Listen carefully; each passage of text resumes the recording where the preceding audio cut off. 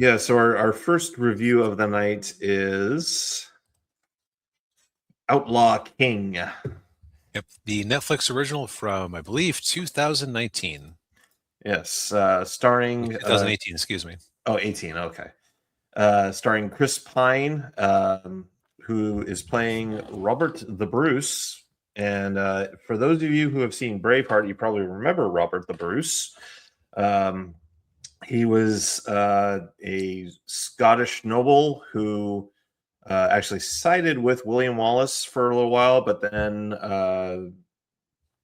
basically betrayed William Wallace, or he basically said, "Well, this isn't going to work out too well. We gotta, we gotta work with the English." And then, but then, of course, he later on he comes to regret that decision, and then ends up fighting the British. But in this is kind of like a almost want to call it an unofficial sequel to Braveheart in a way, because it does kind of pick up sort of after, or at least near the end of the events of Braveheart, and then picks up where Robert the Bruce takes up the rebellion against England, and it's basically this movie is just where he takes his rightful place as the King of Scotland, although his rule is not recognized by the English, and so he effectively becomes an outlaw king, and he and all of his fellow nobles and followers basically go on the run, and that's the crux of the movie, and then him having to fight back against the fighting the British. Mm-hmm. Yeah. Hey, Arcos, good to see you. So hopefully not recently, given the recall surrounding Taco Bell. Yeah. Well, okay, so I would say that there are very few movies that would qualify for like recent Taco Bell issues. Yeah. The lack of quality for one of the movies is more like normal baseline Taco Bell.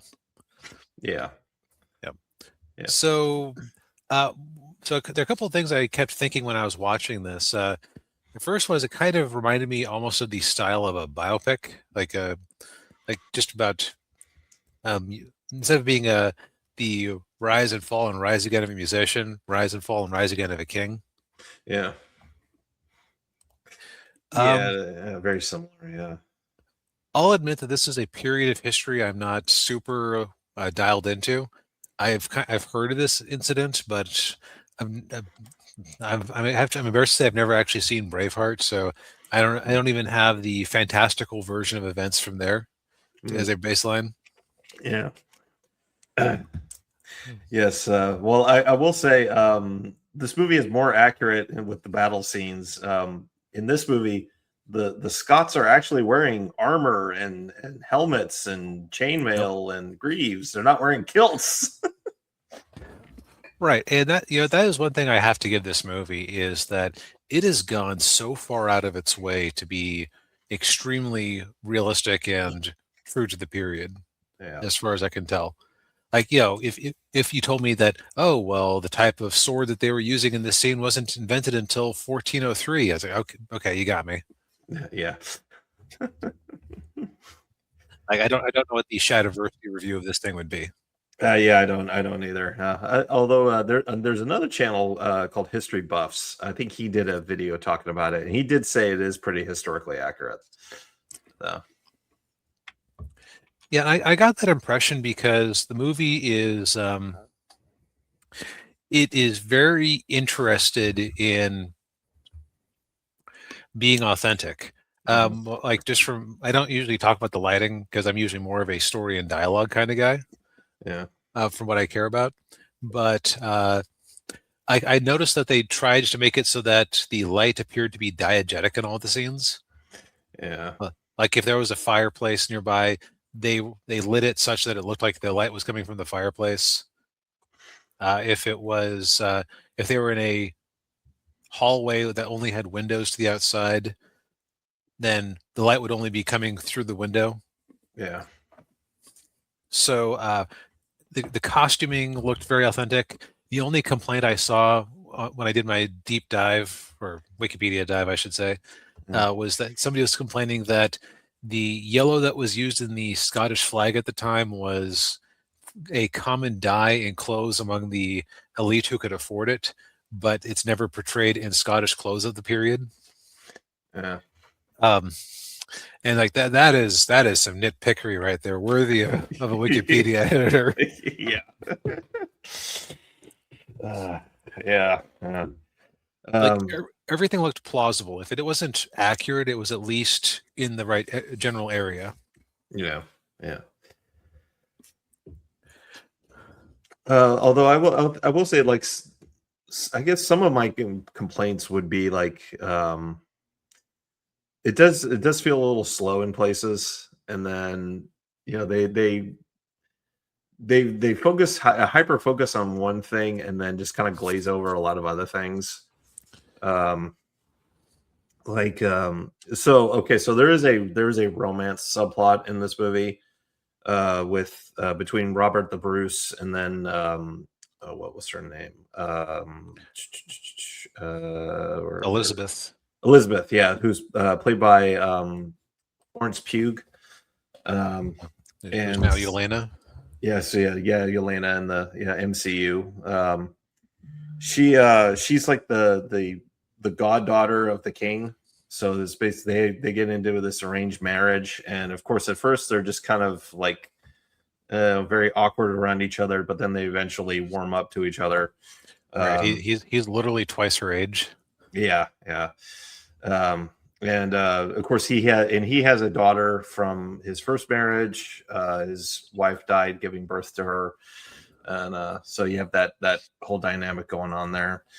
Uh, but yeah, then and so there you kind of have that going on there, and of course like where he's when he's off on the run, they get separated, and then she ends up getting captured by the British, and so and his daughter as well, and so you're right. That's kind of our human interest in the movie, right? Yeah. But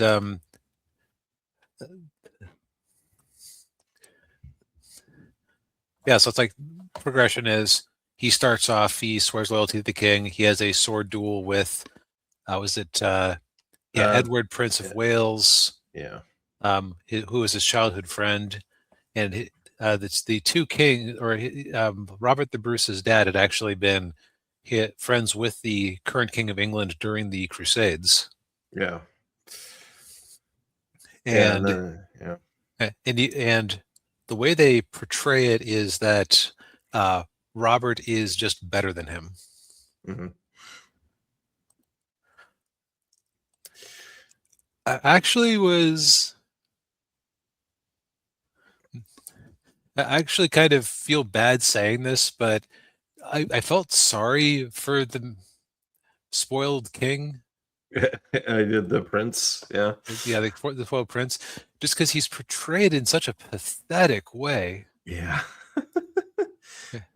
Not nearly as pathetic as how he's portrayed in Braveheart, though. I will say that. Yeah, like I know that he wasn't necessarily the best king. He was eventually taken out by his own nobles. Yeah. But it's kind of okay. This is going to be a very lowbrow example here. It kind of reminds me of the portrayal of Prince John in the Disney Robin Hood movie, without the moments of grandeur and dignity. Yeah, yeah. Like if he was always in "mommy" mode, yeah, or screaming out in anger, like guy just has no emotional control. No, he doesn't. Yeah.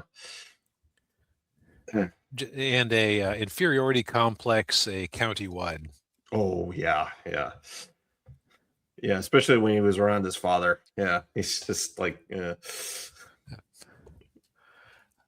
I'll say that I was very disinterested in this movie because I just didn't find anything like it was broadly interesting just because it was a period of history I don't know that much about.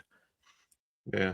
and there were a couple moments of levity here and there. Yeah. But I just didn't find myself caring especially much about what was going on. Mm. Um, it is there's not a lot of characterful warmth or anything in this, or there's not a lot of charm. Charm is the missing Sure. element through most of this movie. Yeah. Yeah. Well, it's a hard thing to have given the subject matter and the time period of the that it's taken place in, I guess. Yeah, I don't. I feel like Chris Pine could have done some more early on. Like, there's not a lot of. There wasn't a there the type of thing I'm looking for. Yeah. Yeah. Like, it's fine. It's I would almost say that if this sounds like something that isn't entirely up your alley, fast forward until like the last half hour of the movie, Yeah. because that fight scene is brutal, Yeah, it is. Yeah. and I'm impressed by the technical aspects of this movie because they are so good at disemboweling people. Yeah. Yeah. Oof. And yeah, Arco says so like many modern writers in regards to characterization, a place for writers to get paid therapy sessions for their parental issues. Yeah. Kinda, yeah. That is kind of how they portray Edward Prince of Wales. Yeah. In this one. Oh yeah. Yeah, but I mean, it's a Netflix movie, you know. Yeah, Netflix movie, which means that the colors are going to be washed out and dull. You do have a rather blatant sex scene between Pine and Pugh. Yeah, yeah. So Yeah. It Yeah. loses. Well, I guess with all the gore, you weren't going to be showing this to a high school history class anyway. Oh, that's true. Yeah, yeah. And you do have frontal nudity with Pine. Yeah, look, at least it's not like that. Like that one romance movie we reviewed a couple years back with With Sydney Sweeney. With Sydney Sweeney, where it's like, Yeah. why do I have to see the tackle of the romantic lead and one of the other guys, and we never got to see the Sweeneys. Yeah, yeah, yeah, yeah. Where's the fairness? Yeah, that's not fair. No, not fair at all. So this one at least has balance. Yes. Yeah, like it works fine as a period piece. Again, I didn't find myself gelling with the characters very much. Mm. Yeah. Yeah, I understand. Yeah. But they won they won an award somewhere for their technical excellence. It wasn't an Oscar, but it was some like lesser award. And I will totally give it to them because the effort is way on display in this movie. So oh yes, definitely, yeah, yes, especially with that made for $120 million. Wow. That had to win the costumes and the right, the sets and yeah, and that last battle scene too. Yeah, right, the cast of thousands in the actual costumes with all the horses falling over in a way that they weren't actually just being horribly killed. Yeah. Yeah. I did keep wondering, okay, is that horse falling into the bog CGI? Probably, yeah. I would think so. I would hope so. Yeah, that's not good for the horse. Also, okay, so I'm going to say something kind of strange. I'm starting to fall out of love with Chris Pine as an actor. Mm. There's something so hollow about his eyes in a lot of the time, but it could also just be that he was trying to play it very serious when I think he's at his best when he's trying to be like sort of jokey charm, like when he was Captain Kirk. Yeah, or the Dungeons and Dragons movie. Yeah, like, but like this one just kept giving me Henry Cavill flashbacks. And my Henry Cavill flashback or opinion is usually, he's a cool guy and I like him, but why don't I ever like his movies? Yeah, it's unfortunate. Yeah. Yes, and Arcos, yes, so good at disemboweling people, not as good. Not so good at what? Not as good as Taco Bell as it is. Yeah. Uh, Yes. well,